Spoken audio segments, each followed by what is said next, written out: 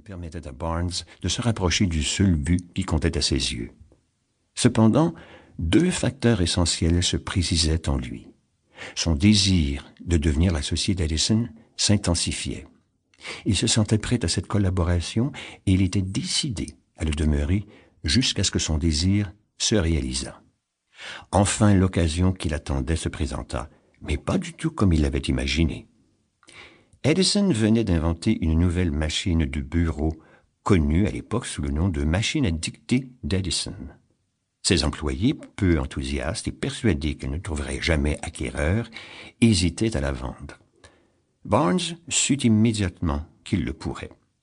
Il le dit à Edison. Il le laissa courir sa chance. Il la vendit si bien qu'Edison lui en confia le marché pour tout le pays. Cette association rendit Barnes très riche. L'homme qui abandonna. Pourquoi échouons-nous dans nos entreprises?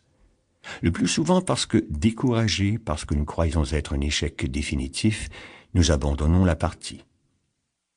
À l'époque de la ruée vers l'or, un oncle de R.U. Darby partit vers l'ouest faire fortune. Après plusieurs semaines de labeur incessant, ses efforts se virent récompensés. Il avait trouvé le métal tant convoité. Il lui fallait maintenant du matériel pour exploiter le filon. Il referma consciencieusement la mine et retourna chez lui, à Williamsburg, dans le Maryland, pour informer ses parents et amis de sa trouvaille. À eux tous, ils parvinrent à réunir de quoi acheter tout le matériel nécessaire qui fut embarqué aussitôt à destination de l'Ouest, pendant que l'oncle retournait travailler à la mine, en emmenant cette fois son neveu, Darby. Le premier wagonnet chargé d'or fut acheminé par bateau vers une fonderie.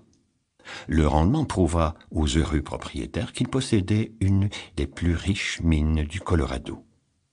Encore que le wagonnet et toutes leurs dettes seraient payées. Ensuite viendraient les gros bénéfices. Mais tout à coup, le filon disparut. Les machines forèrent désespérément, essayant de le retrouver. En vain. À un aventurier qui passait, les Darby vendirent matériel et concessions pour une bouchée de pain et ils reprirent le train pour le Maryland. Le nouveau propriétaire consulta un expert qui se livra à un petit calcul et attribua l'échec des Darby à une méconnaissance des terrains et des couches géologiques. D'après lui, on retrouverait le filon à 3 pieds de l'endroit où l'oncle et le neveu avaient fait arrêter le forage.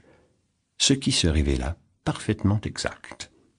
L'aventurier ramassa ainsi des millions de dollars parce qu'il avait sollicité les conseils d'un ingénieur des mines.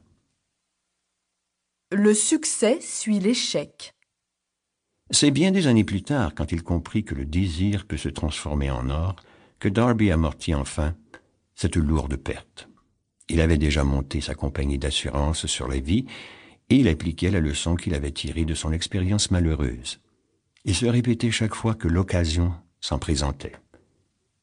J'ai capitulé devant l'or, je ne capitulerai jamais devant un client qui me refuse une assurance. Le succès vient rarement sans qu'on ait d'abord essuyé plusieurs échecs. Lorsque l'échec paraît total, quoi de plus logique et de plus facile que de renoncer?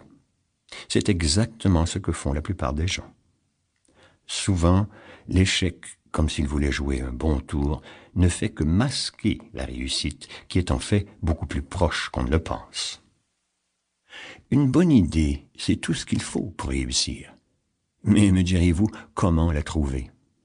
Les principes dont je fais état dans ce livre vous l'apprendront. Avant de passer à leur étude, méditez cette pensée. Lorsque l'argent afflue, c'est si rapidement et en si grande quantité que l'on se demande toujours où il se cachait durant les années de vaches maigres. Constatation d'autant plus étonnante que la plupart des gens s'imaginent que seuls ceux qui accomplissent un dur travail pendant de longues années méritent la fortune. Mais dès que vous deviendrez riche, vous vous rendrez compte qu'il vous aura fallu peu de travail, un travail facile, et que ce qui eut le plus d'importance fut votre état d'esprit et votre poursuite d'un objectif bien arrêté. Cet état d'esprit qui attire la fortune, comment l'acquérir? J'ai cherché 25 ans la réponse à cette question.